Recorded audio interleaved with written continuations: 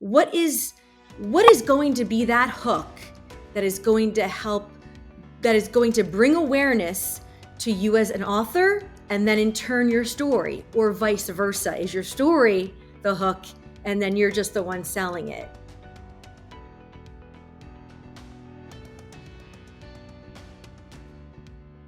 Hello, and welcome to the Dragon Tree Podcast, the show where we talk to great communicators about how they do what they do. I'm your host, Chris Hobson, and this week we're speaking with Teresa Yasutis. Teresa is a small business owner and founder who has worked in communications and PR for 25 years. She is an expert in literary marketing and helps authors break through the noise in a competitive marketplace. It's great talking to you today, Teresa. Thanks, Chris. I'm excited to be here. Thank you for coming. Well, you've had a really interesting journey, with everything from working for multi-million-dollar advertising campaigns and even owning a fitness company, which we'll come to in a minute. What drew you to the communications business, and what are the common threads, would you say, that have run through your career?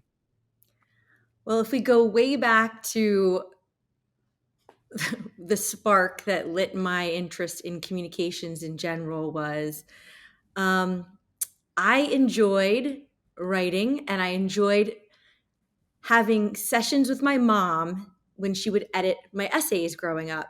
It was she was a great writer, still is a great writer, and it was just a common bond that we had, and she instilled confidence in me at an early age that this was going to be something that I perhaps would be good at.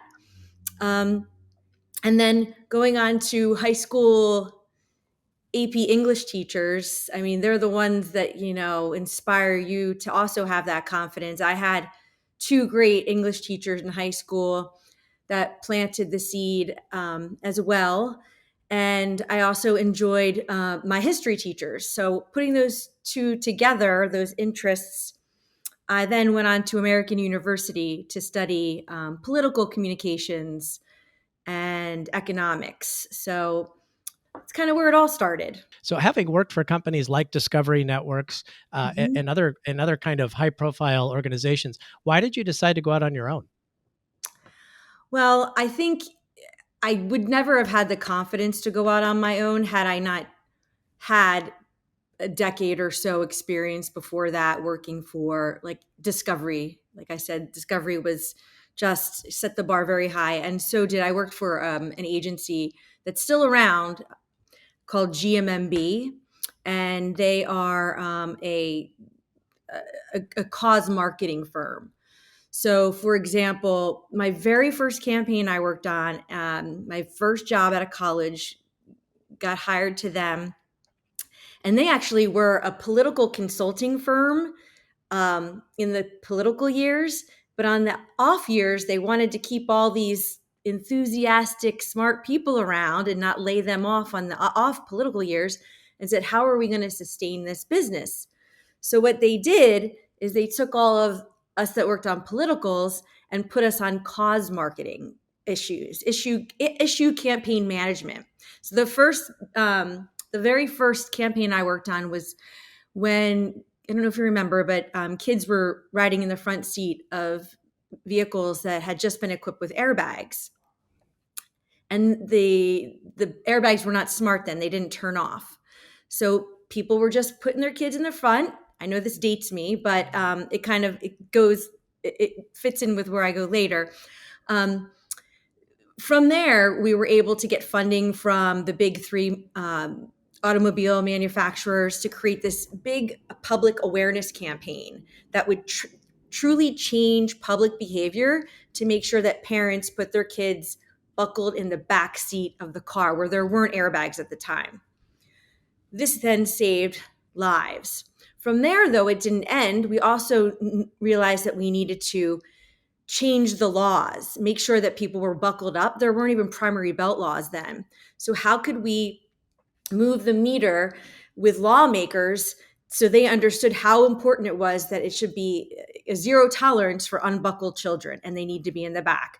So by using communications and mostly public publicity, earned media, not as much advertising money back then, although that came into play too, we were able to pass primary belt laws in all 50 states all because we were telling the story of these families, these tragedies that were happening because people just didn't know to put their kid in the back seat or buckle up. That's when I realized the power of communications and really driving change. And that's the path that I wanted to go down. I wasn't really interested in like celebrities. A lot of people go down that route, but I saw the purpose in being able to tell a message that resonated with America, that truly brought change. And so that set the bar for then going to Discovery, which was a fantastic brand that told wonderful stories about the world. Again, high value communications. And there I learned more about the paid side of media. So go from the earned media, where we learn how to gain attention through the media without paying, right? And then the advertising side, where we pay to get our message out there. So taking Discovery and then GMB together over that decade, I said, well, I think I've learned a lot, and I really think I can maybe find some smaller clients out there and use this experience. And so it was just kind of a leap of faith, but it was also good timing because it was .com when things were booming. And so I had a little bit of, there were a lot of opportunities out there. Leaving the communications aside for a moment, for the benefit of any kind of entrepreneurs in our audience, like how did you go about making that transition to booking clients without like a name behind you, like a Discovery or, like I think you said GMMB, right? Yeah. How I'm sure that to a fair extent you had made so many relationships that that helped the transition. But for the benefit of any entrepreneurs watching, how would you say you kind of pivoted like that? I would say if we take the case of Sandy Spring Bank, I did have a relationship into that client. And so I was able to, that was very helpful. But in the case of ZocDoc, I did not. It was just a leap of faith, me putting myself out there and, for lack of a better phrase, faking it till I made it. And I got the job.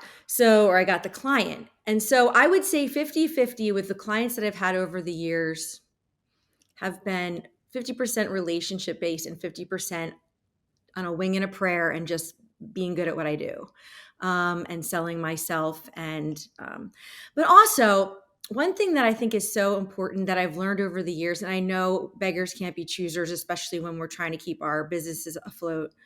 I have realized the hard lesson, and tell me if you feel the same way, and maybe this will help some people that are getting just started in the business or any business, that if the client doesn't resonate with you and you genuinely can't connect with their message or what they're trying to sell, the leadership, if that's not there, it's not going to be a successful relationship. I don't know if you've had that happen in the past, but I've tried many times to make something work. And I'm like, oh, it must be me. It must be me. But I know now that it goes two ways. So when you're trying to find new clients, you want to find a client that you genuinely know that you are buying into their story. You know that you can help them. Otherwise, you're not going to feel good about your work because you're not going to reach the goals that you have. And then they're not going to be happy with you. So nobody's going to win. So I've much rather take a job just to take a job. And I know today it's very hard to just say that. But if I know that I don't feel strongly about whether it's the person, their story, their mission, their cause, their product, then I can't really get it the attention it deserves. Somebody else will be able to. Maybe my mind, I can't wrap my head around it. But I feel like that's been something that in the last, I don't know, several years that has been like, Teresa, if this isn't resonating with you, you're not the communicator to drive this forward. That's okay. I think you definitely need to get to know each other over an hour or two's conversation, and then sit on it for a couple days before you're all in. And it's okay to say, I can't help you, but maybe these people can. this is going to require time that I just don't have right now. And it's hard, because you know, we need work. But Right. I much rather be able to sleep at night knowing that I'm doing a great job for a client than staying up all night being like, oh my gosh, I don't know how I'm going to get this person this, because this is not NBC nightly news material and they think it is. I'd rather be upfront from the beginning. Yeah, and I think some people maybe bristle at like things like free consultations and things because they think, I should be paid for all the work I do, which and there's an argument to be made there. But I've always thought that the free consultation angle is, I'm not sure it gets you all the way there to what you're talking about, the end goal of knowing for sure if this relationship is going to work. But I think it's a great first step, and also I think it builds confidence and in the client of like this person's not just in this for the money 100%. Oh, Um, absolutely. I would take oh, any okay. meeting with anybody, and you know, absolutely. Unless Okay.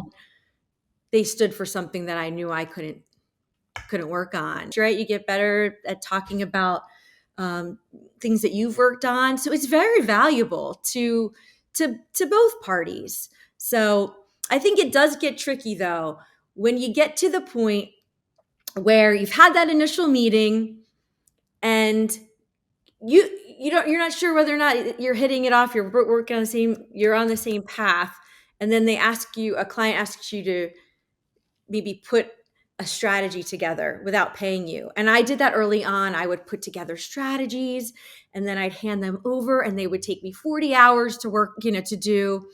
And that's just something like the dumb kid in me would do, or I wasn't even a kid, but just the friendly person in me. And I've learned to not do that. Like, don't give away your content and your good ideas. You can tease them. There's ways to do that are valuable, but don't show all your cards, because I've had people go and I know that this happens in every single industry. My sister's a fashion designer, and for her to Oh. get business, she has to do these elaborate projects where you're literally like planning out an entire line of fashion. I mean, could you imagine? Like, I can't even draw a stick figure. My sister has to put together these elaborate Right. presentations, and then she has to hand them over, and they have to. The creatives go, "We like it or we don't like it," and there's just the nature of some of these business. Fortunately, we don't have to do that. Don't show all your cards. I really also want to talk about because you've done so many interesting things. Like I mentioned earlier, you, in addition to your other communications work, you founded a cycle studio called Pop Cycle in Northern Virginia, I and I'm did. I'm really interested in what inspired you to do that, and how, if at all, it fits in with fit in with your trajectory in communications. Pop Cycle was a culmination of everything I did in marketing communications and entrepreneurship, with something I would love to do, which was I was an athlete growing up, had babies, fell off the wagon of athleticism, discovered indoor cycle, Mm. didn't couldn't even imagine teaching that. I loved the dark room. I loved the music. Started going to gyms around here. A few years later, I wound up teaching it, even though I said, who would ever do that? And then I got really good at teaching it.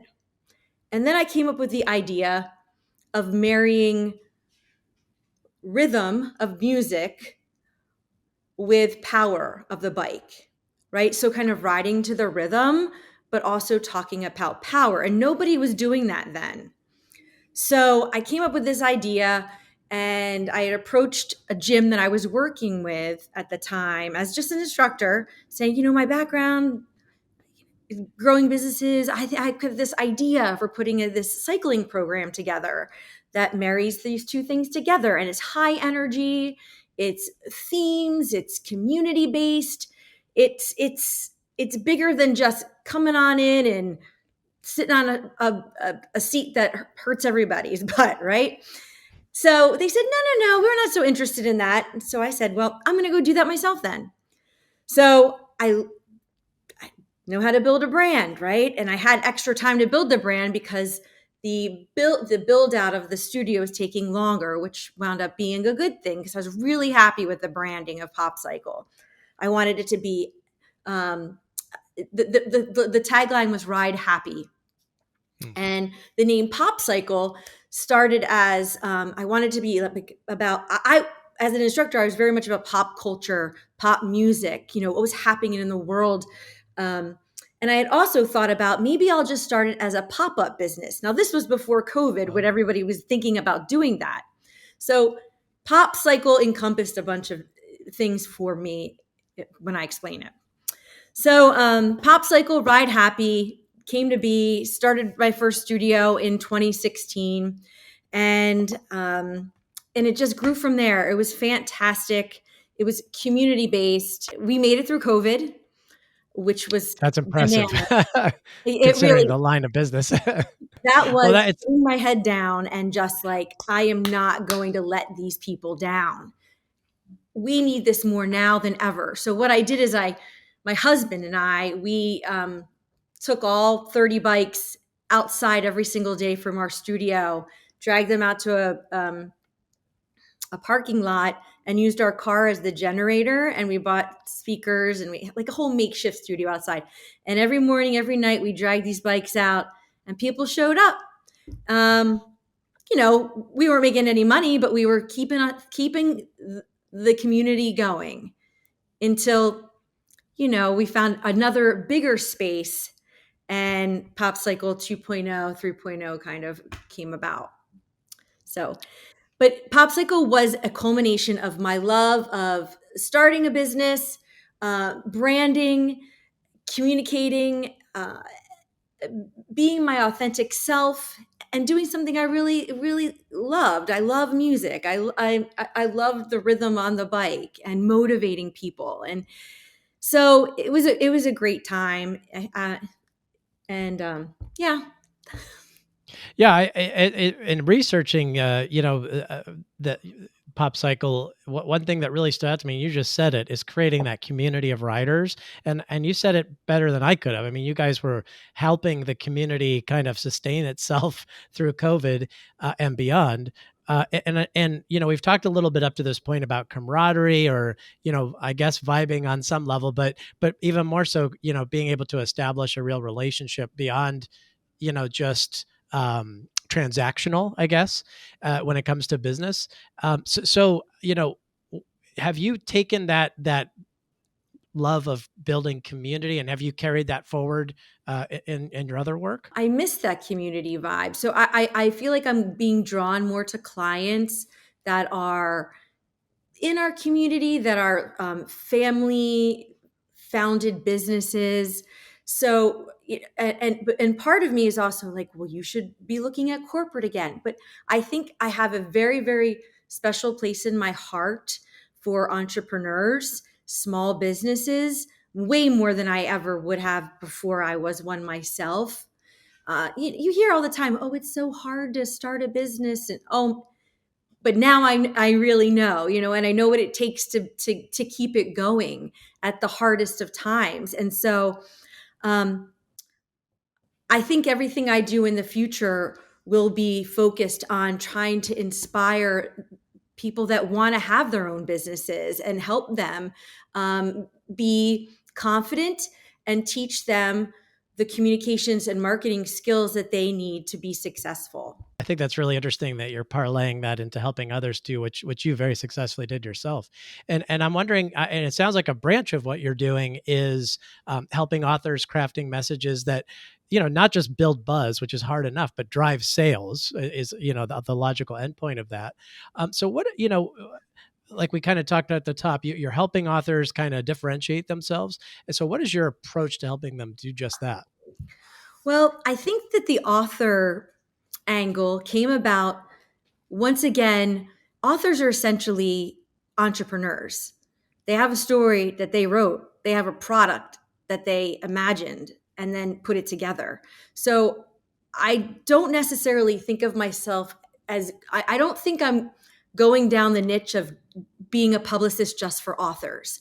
I would put the authors into the entrepreneur category, and I'm using I'm approaching it as just that, as an entrepreneur, coming up with their business plan, um, and their communications plan. So this woman, Please, Ann yeah. Butler, that you and I had talked about, who was, um, she's someone that I had known, and I had met with her. She'd come to Pop Cycle, my old studio, and Oh, she's like, "I okay. heard you're closing down." I said, "Yeah, I'm going to get back into communications." And I said, "What are you up to?" And she says, "Well, I just wrote my memoir." And I said, "Oh, really? Okay, you wrote your memoir. Um, what does it focus mostly on?" And she goes, "Well, I don't know if you knew, but I was an undercover CIA agent for 27 years. Only in DC. And I had 5 kids, so I was pregnant 5 times, and I just moved 12 times around the world, and nothing big, nothing big. I'm probably just gonna put this book together and give it to my kids, just so they know, why we did all the things we did." And I'm like, "Can I read this?" It's just so nonchalant, the way that we are about our lives, but very, very. So she said, "Oh, well, if you want to, sure." So I get the manuscript. It had already been vetted by the CIA a few times. They had to go through and change certain things. So I read the script and I said, "Can I please help you publish this? And can I be your publicist? Because this is extraordinary." And she's like, "You think somebody would want to read it?" Absolutely. So right Wow. there, we go back to what you and I, Chris, talked about in the very beginning of this conversation was, how do you know when you find a client, then you click?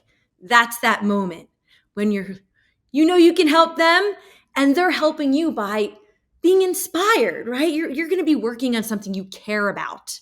I care about, first of all, this person, my client, and I also, her message is trying to inspire other women to aim higher, to not to say, "You know what?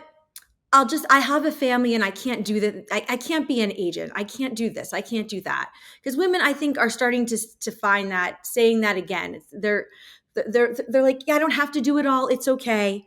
But she wants to re-inspire women. So I said, "Let's do it." So that's how that came to be, with starting, with helping her with her book. And so then she started putting me in touch with other people that had written books. She's, as you would imagine, a very smart person who knows a lot of people that have written books, some agents, some just scholars. And that's how that kind of all started to happen. So, but I would never have said, "Okay, I'm going to close my cycle studio. I'm going to go back and I'm going to be a publicist for authors." That wasn't at all what I was thinking. But it was again about finding those opportunities where you both need each other, you both inspire each other, and if you can do that, then you're going to have success. Right from the moment she told me what her life story was about, I knew that this could be a story that we could get national attention for. I felt it in my gut. And as a publicist, as a person in communications, how many times are we trying to come up with another angle that we're like, "That's not, oh, hopefully it'll get picked up by Yahoo News and that will be wonderful." But this was one of those gems that I knew that if I did a good job at packaging her story and then preparing her, then we could knock this out of the park. So that's what we're doing. Does Yeah, that make and sense? you generously shared a couple of links where, I mean, you got a spot on NBC Nightly News, I believe it was, and C-SPAN Yes, for Miss yes. Butler, and she did a great job. And you said she's very nonchalant about it. I actually think, in my experience of watching her, actually that plays into her strength. I mean, that she's just sort of talking about this like it's just any other profession, and it's just kind of mesmerizing when she starts talking. So I get what you're talking about, how just immediately you were hooked like that. Yeah. That's so Well, interesting. I love that you say that because, yeah, her nonchalant nonchalant. What's the word? Her being Or nonchalant about her life, yeah, and so matter of fact. Um, yeah, that grabs people right there. it's very You know? disarming. Yeah, Yeah. yeah. Yeah. Yeah, and I don't know if she's like that in person, but, did you have to that's another question I had is, how much coaching and I don't know if how much experience you've had. I mean, this sounds like such a serendipitous kind of event, but, to an extent, do you find yourself, coaching her or other clients or because I imagine there's people in the audience right now may have aspirations to do just what you're doing. So how much of it is coaching? How much of it is just sort of getting out of the way almost? Yeah, I think there is definitely coaching involved. I think that 99% of people are not comfortable speaking about themselves, and she was one of them. She, needed I can see early on her first interviews until, you go to the latest interview last weekend with NBC. She's getting more and more confident. But yes, it definitely requires coaching. It requires um you know, we several sessions of us going through every single possible question that could be asked. I mean, then there's the 10 typical questions you're going to get asked, like, have you ever killed somebody? Did you wear a disguise? Uh, were you in Paris when this happened? There's certain things that are she's prepared. Or what was it like, being on a train in the middle of the night when your water broke? Because that's in the book. There's there's questions we knew were coming. But then we also had to prepare for, I mean, the world that we live in right now, not everybody's a big cheerleader for anything government oriented. So we had to go down that road. And I'm glad that we did because we had done a couple library events in DC downtown. And there were some instances where she was faced with some more, they wanted to take it down a controversial sort of path. Oh, I And see. if it weren't for our preparation, I'm sure she would have been fine. I mean, come on, she's a covert CIA officer. I'm, I'm not Right. saying I'm responsible for it, but it definitely helps, right, to be prepared. Right. So, Right, yeah. but I No, had and she also, yeah, sorry, go ahead. I'm sorry. No, I'm just gonna say it came through the fact that she was very self-assured, and I just didn't know, how much of that it sounds like there was a fair amount of, if not coaching, at least practicing, and I wonder if, is that something you, are planning to do with other clients, or is that kind of like a best practice of, in that relationship? I think it should be a best practice, but I think some people in our field are probably better at it than others. Um, I think I enjoy it because it goes back to my coaching at Pop Cycle and motivating people. I believe in you. We're going to make this work. You're going to be great at this. So pulling that in. And then before Pop Cycle, I had did media training at Discovery for executives. And so I wasn't just, flying by the seat of my pants, but I was having to dust off some of those cobwebs and find my find that the strength again. And but I do think it should, anybody that's going to be out there should not go into the media blindly, especially today. Be prepared for every single um, question you think you can be asked, and more than likely you'll be asked the 7 questions that you're prepared for. You're typically asked. Yeah, and I just think most just people in general don't think of writers as entrepreneurs, but having done a fair amount of writing myself, I would never see myself in that capacity. So once you do get into that mindset, I think and you have sort of like a business plan, quote unquote. I wonder if other people start seeing you that way too, if it's almost like contagious or something like that. Yeah, yeah. But where you have that confidence in yourself, I think that's something even the best writers sometimes lack is that self confidence. So it's Oh, interesting that mindset shift that you were able to instill. And absolutely. And speaking it's of just other, practice, practice, and more practice, like everything in life, right? mhm. And they don't teach it in English class, right? No, They they don't really don't. teach People the usually marketing dread side it. of. People usually dread getting up there, so That's Yeah. right. That's right. Well, for writers, speaking of writers who may actually be watching right now, and they may not have the resources to hire a professional like you, what advice can you give them? Maybe a couple just first steps when it comes to marketing themselves and shifting their own mindset. Well, first, I want to give a shout out to everybody who's self publishing. The world of Mm. publishing has changed a great deal in the last decade. And so I want you to know that there is a place for you to be successful in publishing. Just because Simon and Schuster didn't call you right up and said, "Yes, let's do it. Here's your $30,000 advance." Don't worry about it. There's great self-publishing companies out there. Now, you don't have to use all of their you don't have to use all of the things that they can deliver to you, but you can use them as a print on demand. You can use them as a graphic designer, and they can really. I don't have any examples right here, but this is just my shout out to people that want to publish a book and make it look good. You can do that. Okay, so once you do that, the marketing side of things, yeah, you're going to need a little bit of help. But in this day and age, you have podcasts like this now as a resource. You have tons of resources. You just have to look for them, and reach out to people. We want to help each other be successful. Like I said, you're an entrepreneur. Other entrepreneurs want to help other entrepreneurs. One thing I would say is, as you're writing your book, and as you're starting to think about how you're going to market your book, always think about what is going to make this book different. What is going to make my story, even as an author? Maybe it's not the book itself, but it's about your story and why you're publishing, and maybe what happened in life that made you change careers.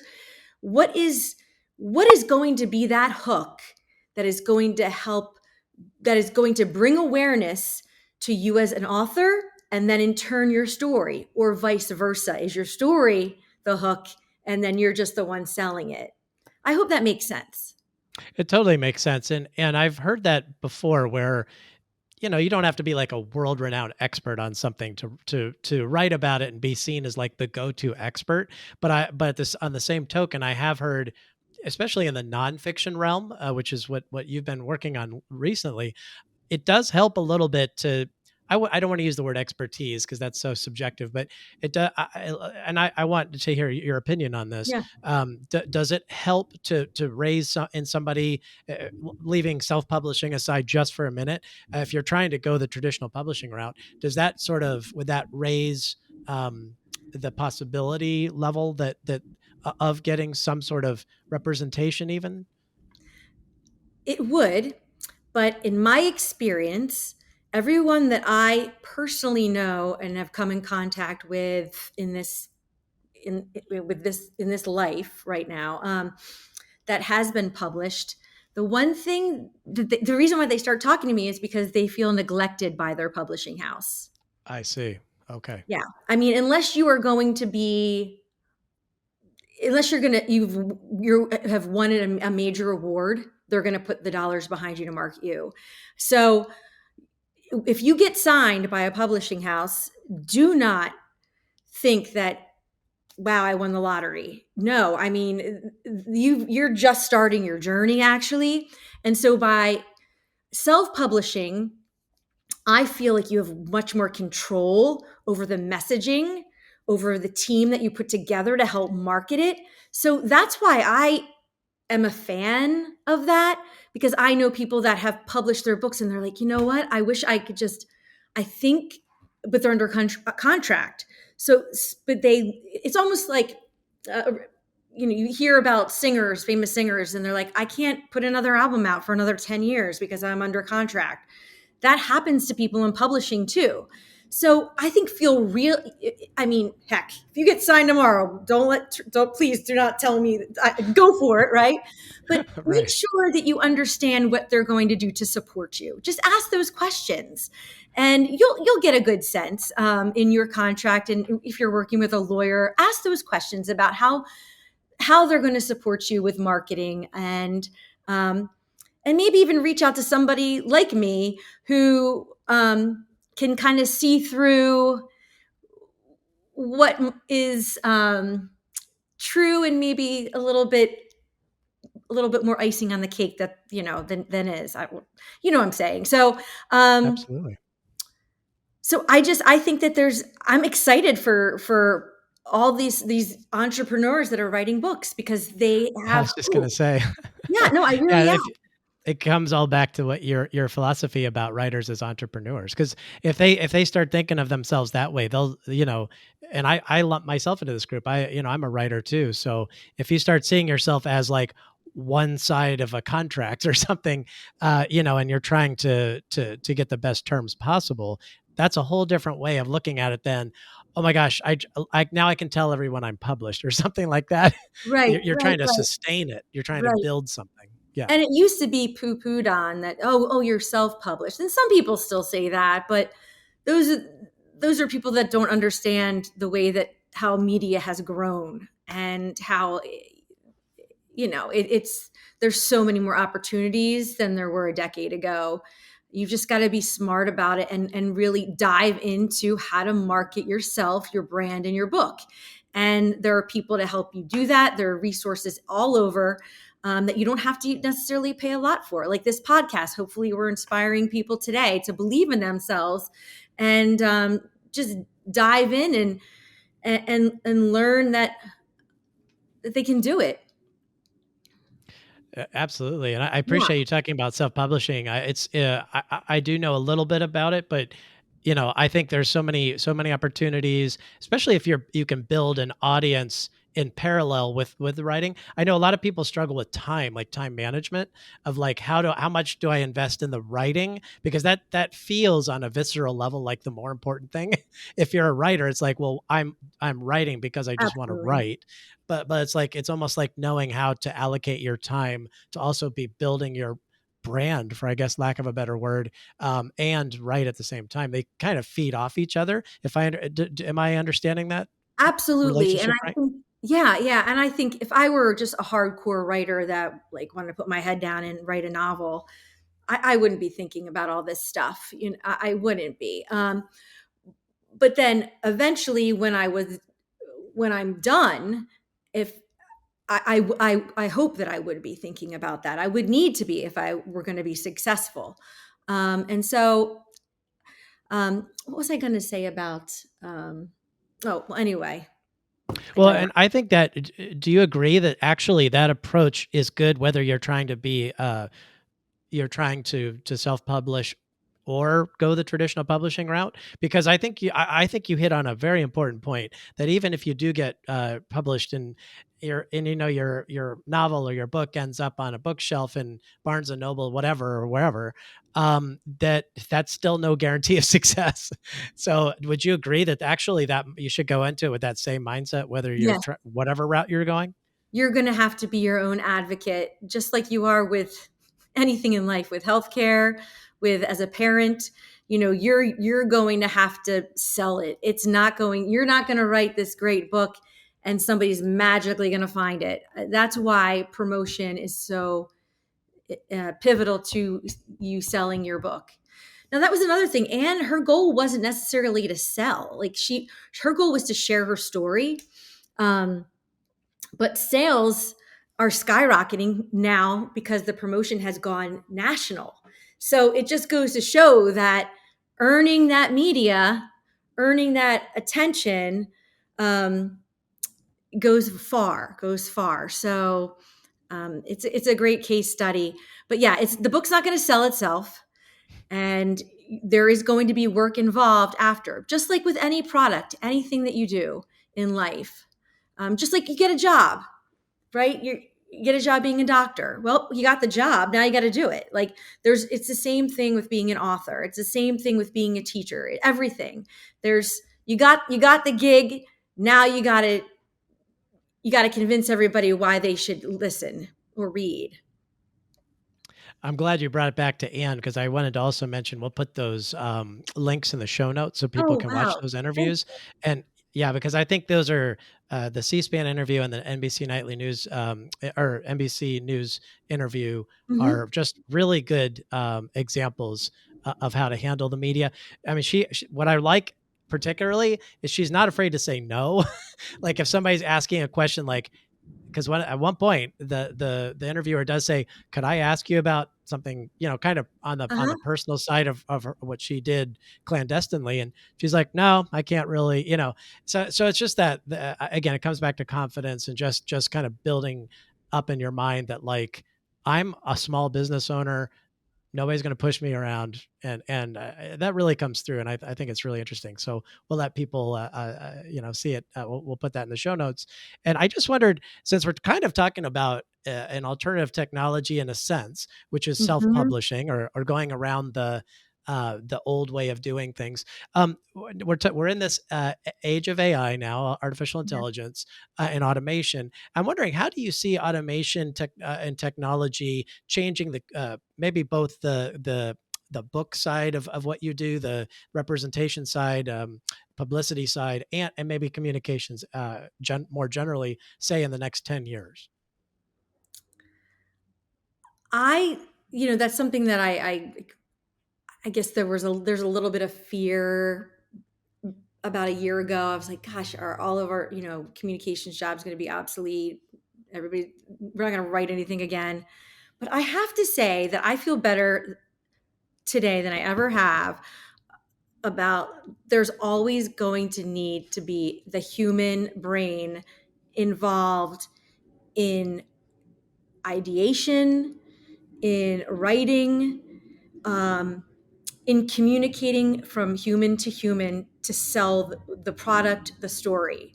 I think that actually somebody also asked Anne that they said in the day of AI, is there even going to be a need to have people clandestine, like undercover, looking for things? And she said, 100 years from now, we will need to have human to human contact because nothing can duplicate it.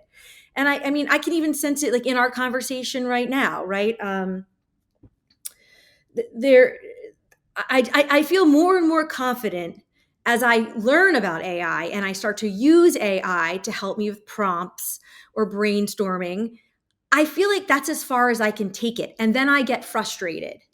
And I wonder if you feel the same way. I've heard that from other communicators. It's almost like you ask somebody to do something and you're just by the end, you're like, you know what? I'll just do it I'll just do myself. it I'll just do myself. it Yeah, myself. Right. exactly. Right. Right. So I I'm the feel like same way. that's Yes. the way that communications, I feel like at least maybe our generation of communicators that haven't had AI at our disposal for, since we were in college, um, that authenticity, you can't, at least right now, I can see right through it. I'm helping my children with their college essays. And I'm like, no, no, no, this does not sound like you, Benjamin. Like, so I'm not scared of it. I feel like it's going to always be there to be helpful to us. But I think that there's going to have to be that human side. And a big part of that is in communicating, when I'm pitching the reporters, I we gotta talk things out about how we're gonna do this shoot and where it's gonna be and what are the messages from person to person. And then what happens if this goes wrong? I can't imagine AI doing that. Um, so I feel better. I feel better about things than I did a year ago. And I think that's because I'm more educated on AI. And so I would encourage everybody to just dive in as much as they can to AI and you see where its limits go. And then you kind of feel it's, it's extraordinary. At some point, you're like, oh my gosh, yeah, I'm pretty much done with my job. But then you go, well, wait, no, no, no, no. Like, let me take a step back here. This doesn't sound like me, and this isn't correct. And um, so, so I feel better about things than I did, and I think it's about becoming educated on AI. What do you think?